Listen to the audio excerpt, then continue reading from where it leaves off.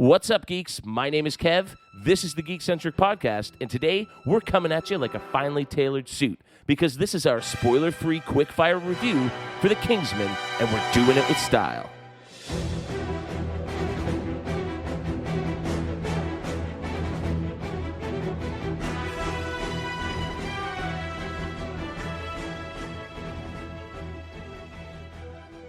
Joining me today, he's as reliable as a double Windsor knot, because when he has his camera, he always gets the perfect shot. It's J-Law. How are you today, my good sir? No matter what it is, you can always make it rhyme, eh? It's just Windsor knot, shot, like, damn. Bravo. I come packing the heat, man. What can I say? Awesome. Very much like this movie, I guess. Well, yes, and speaking of coming in hot, we are coming in hot with our spoiler-free review of The Kingsman, which is an upcoming period action spy film directed by Matthew Vaughn from a screenplay by Vaughn and Carl Gajusek. The third installment in the Kingsman film series, which is based on the comic book The Secret Service by Mark Millar and Dave Gibbons. The film serves as a prequel to 2014's Kingsman: The Secret Service and 2017's Kingsman: The Golden Circle.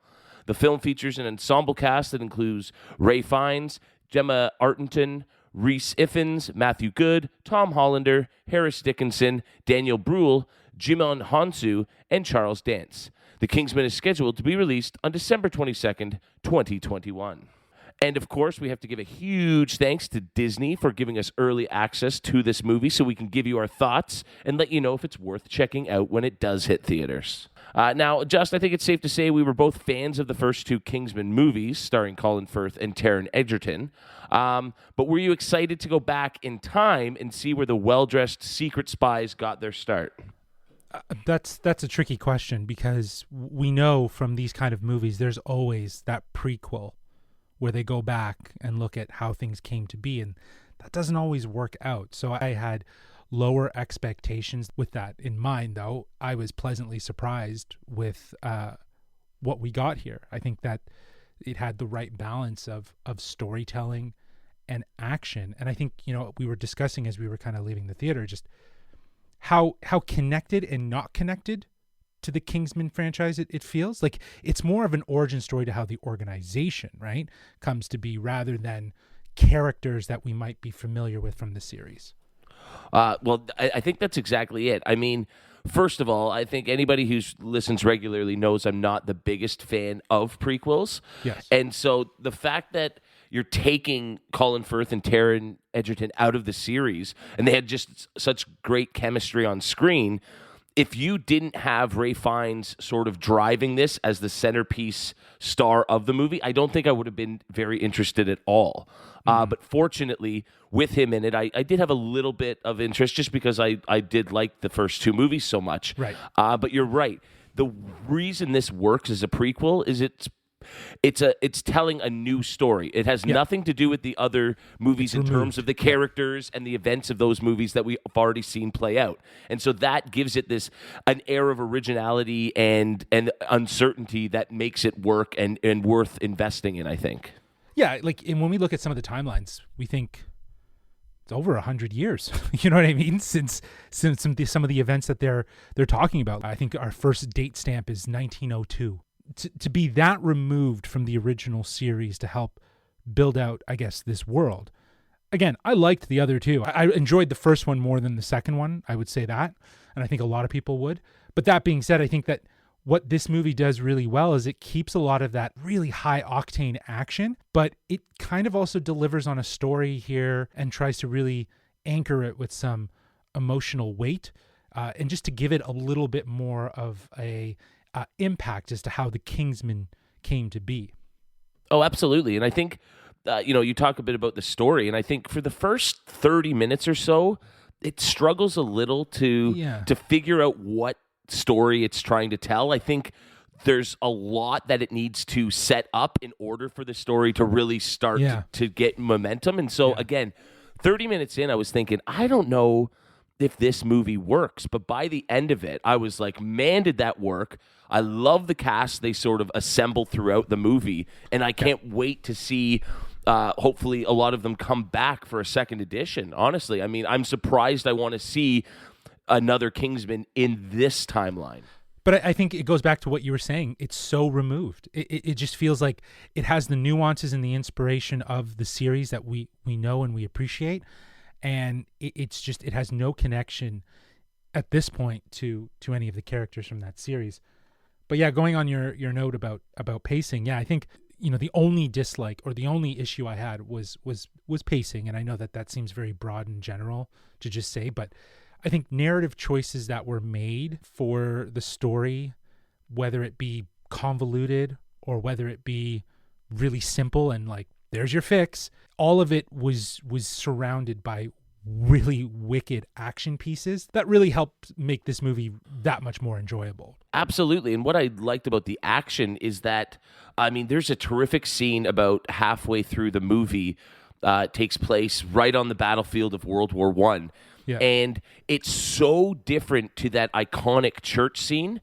Yeah. In that one is loud and in your face and really, really, extreme. Whereas this was one of the coolest action scenes I've ever seen, just because of it had to be the opposite of that. It was subtle. It was almost silent, and it was such a cool spin on an action scene.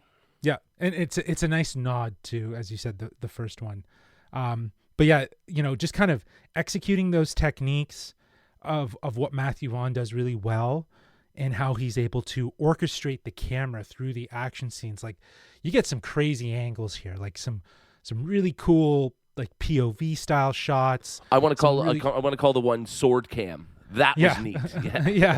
Yeah, like a sword cam view. That was really cool, and like just how it's integrated, right? Like it's they're just quick cuts into it and stuff like that. So again, I think that when it comes to the action in this film, it's incredible. I was blown away at how epic it was. I really enjoyed it. Certainly, and I always like historical set movies, and I think it was such a different sort of era that we're looking at here, other than the Kingsman theme that runs throughout this, that sort of ties it to the first one, and our beloved Kingsman suit shop.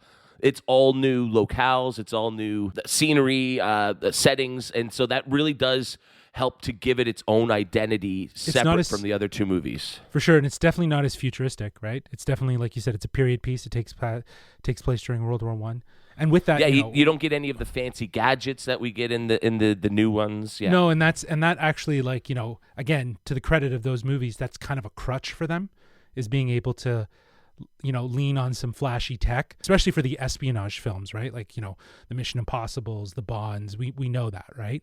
But, again, just going back to the period elements and focusing it in World War I, this felt more of like a war movie with espionage, rather than, I think, the past movies that felt more espionage, right? So this had factors, this had weight to it that was more on a global scale, that was, I guess, tangible, because obviously the scenarios that we've dealt with in the past Kingsman movies, they've been situational, but we obviously know this is based on actual history. So it's interesting to play with like figures like Rasputin, played by Rhys Ifans. It was weird, man. There is a very strange scene in this movie involving him that I'm still not sure quite how I feel about it. And that's where I come from the angle of saying, like, there was just some narrative choices that I don't know if I necessarily thought were the best. It's kind of like Sam Raimi, that when we were talking about him, it's like taste. Matthew Vaughn knows how to do action set pieces and, orchestrate that and weave a story into it. But sometimes he might lean in a direction. It's just like, I don't know. Is that really in good taste? Like, Well, and I found this one, and it's not necessarily a detriment, but this is the least comedic of the three movies, I think. Sure. There's a lot less humor in this. This is far more of a almost like a drama in a lot of ways. But the scene in question that we're talking about, I think, was an attempt at humor, and I'm just not sure who that was really targeted for. I was laughing out of awkwardness. Yes, I was laughing out of awkwardness. Right? Awkward, like it was like, okay, this can end now. But again, going back to where the time that this movie takes place, it's such a brilliant idea to take these real life, actual historic events and show us sort of the behind the scenes of that, of a twist, things going on and everything like that.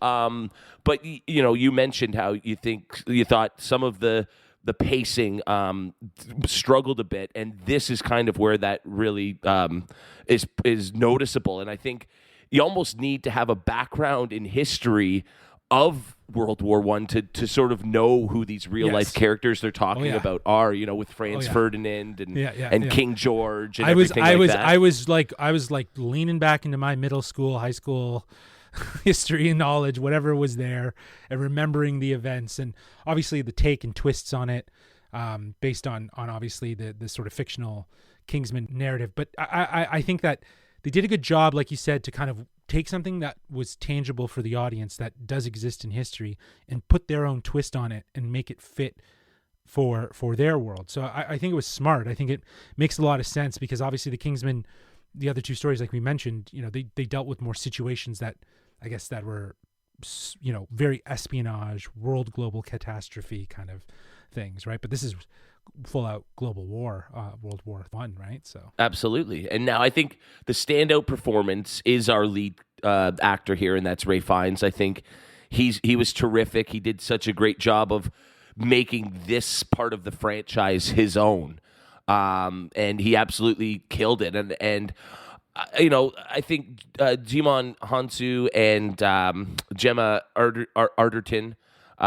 Apologies for the pronunciations there. I think they did a really good job as sort of being his sidekicks and bringing a little bit of levity to his more serious tone, that he brings forward. They were the emotional rock to him, right? Especially with what he goes through. So I think that helps ground him in what his focus needs to be. So I think that was good. But other than that, to your point, finds really does carry this movie. It's kind of funny because he's obviously M in Bond, and here he has that very similar demeanor, but he's more hands-on with his action, obviously, as well, as you see. But it's kind of like a take on if M was Bond. You know what I mean? Like it's an interesting that's a fun sort of spin, yeah. Right? Like this is like a lateral role for him, right? In that it's sort of connected to a character he's already played. Again, and going back to the only other outstanding performance, as weird and bizarre as it was Rhys Ifans. I think he really does like lean into his role. Especially in that scene that we were talking about where it gets a little weird, but he was a fun time. He was a really interesting character and almost unrecognizable for him, 100%. I didn't realize it was him until after. He's a really talented actor. I think that again, this just kind of highlights his chameleon nature to his acting of how he can really embody and become another character. Yeah, for me, he'll always be the cigarette-smoking field goal kicker from the Keanu Reeves movie, The Replacements. And that's not fair to him because, like you said, he is actually a really, really great actor. He'll always be the roommate in Notting Hill. Fantastic in that as well. Yeah, sitting there in his underwear. Absolutely. He was like British Kramer. Yep, certainly. And again, a huge shout out to Djimon Hounsou. There's a scene where something happens to one of the characters, and Djimon reacts along with the character, and it's such a powerful performance because he doesn't say a word, but you can feel all of the emotions that he's going through with this character. I just thought it was the most profound moment of acting in that movie, and again, he didn't say a single word, which is it's a huge accomplishment. Yeah, no, I totally agree, and I also think that Hounsou brought a lot of action. Like he's known for being able to bring the action and the intensity, and he did not skip a beat. And with that too, it's like it was really surprising at times to see Ralph Fiennes just really lean into these action scenes, right? Well, and speaking of Ralph doing the action scenes, I mean, we're talking about a 60-year-old man here. I would love to find out just how much of those action scenes he does, because either he is the most spry 60-year-old in the world, or they've done a terrific job of making him look like he is. Yeah, I think it's probably a mix of both, right? Because definitely with camera work and speed ramping and stuff like that, you can make things that look slow fast, right? And with some smoothing and motion blur, like there's all sorts of different editing techniques. But that's not to say that I think it's become a habit in some of these big budget films to CGI the actor's face onto a stunt double's face for the sake of just making it look that much more real. We've talked about sort of noticing that in other instances, and I wouldn't be surprised if that was the case here. I think it would be fairly easy to do, especially with the camera work and how fast it is, right? And how it just is constantly moving and stuff like that. So they can really hide some of those little trick edits there. Absolutely, yeah, and as I've mentioned, the action is different from the other two movies. It's almost a bit more realistic because of the limitations of the technology that they would have available to them. But again, the action really doesn't even start to kick off until about halfway through this movie. There's very little in that first half where it's more of a narrative structure setting all of the people and places in motion. Which, again, like, I think Kingsman, the Golden Circle, it kicked off with a lot of action. And I think that was it. The thing that I kind of didn't like is that it was all about that spectacle of the action over narrative. Here, it was kind of like a return to form for him, where he was able to tell a story and have the action accent that story that he's telling, rather than it just be the anchor or the focus. So, he does great work, and he has done a ton of great work. So it's to be expected. This is, when you watch it, you get the sense, this is Matthew Vaughn. Perfect. Well, I think that sort of sums up our thoughts. Do we want to move along to our final thoughts, our summaries, and maybe a score? Sure. Today we are going to be ranking The Kingsman out of 5 Purple Hearts. Ooh, 5 Purple Hearts. Awesome. I love that idea. Again, reiterating what I've already said, I think that the movie is incredibly entertaining. It's lots of fun. It's a mix between a World War I meets espionage movie, anchored by some really great actors. Narrative choices, like I said, some of them had me scratching my head. But I think, again, that's passable for the sort of entertaining story that this movie was. I'm going to give it a 3.7 out of 5 Purple Hearts. Because, again, I think some of those narrative choices, I think that kind of it takes away from what was already a really interesting story. And I do think that they could have explored a little bit more with the characters that surrounded. Inevitably, if we do get a second part of this story, we should see more of them. So, very nice. Yeah, I think what this movie does so well is it manages to, at the same time, fit its way into the established Kingsman universe, but is also so different from the other two movies that it has its own personality and its own sort of feel that's very separate from the other two movies. And for the first 30 minutes, the movie has to set this new identity up, and as a result, it's a bit clunky and it struggles to sort of get moving. But once it does, once we pass a certain point in the movie, it's balls to the wall, fun, action, excitement. If you're afraid of heights, you're going to be queasy at parts in this movie, because I felt my stomach drop a few times. You mentioned earlier just some incredible shots. Matthew Vaughn just has a real flair to bring a real originality to the look of some of his action and shots that really help to make the action and things going on the screen stand out and really resonate with an audience. And so I think we get some of the best acting that we've had in the Kingsman series, and that's saying a lot given some of the talented actors that were in the other two movies. But I think what this really does is establish this new universe that I want to explore with these characters moving forward. And so I'm shocked to say that I can't wait for the second prequel in this series. That is absolutely bizarre for me. And so with that said, I'm going to give this a solid 3.9 out of 5 Purple Hearts. Well, there you have it, our spoiler-free, quick-fire review for The Kingsman. Once again, the movie hits theaters on December 22nd. Thanks for tuning in wherever you listen to podcasts. If you haven't already, be sure to subscribe and leave us 5 stars, because unlike Sam Jackson's weird lisp in the original Kingsman movie, we sound good. We'd also love We'd also love to know if you're excited for another entry in the Kingsman series with an entirely new cast. You can let us know at wearegeekcentric@gmail.com. And in case that's not snazzy enough for you, you can also hit us up on Twitter at GeekcentricYT and on Instagram at wearegeekcentric. As always, we have plenty of awesome content to check out. Currently, we have our Watch Club for the 4th episode of the Disney Plus series Hawkeye. We also have part 1 of our Spidey rewatch series.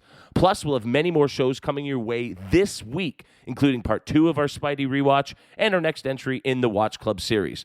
Be sure to look those up wherever you get your pod on. Justin, thanks so much for joining me, and thanks to all of you for tuning in. Until next time, keep it geeky.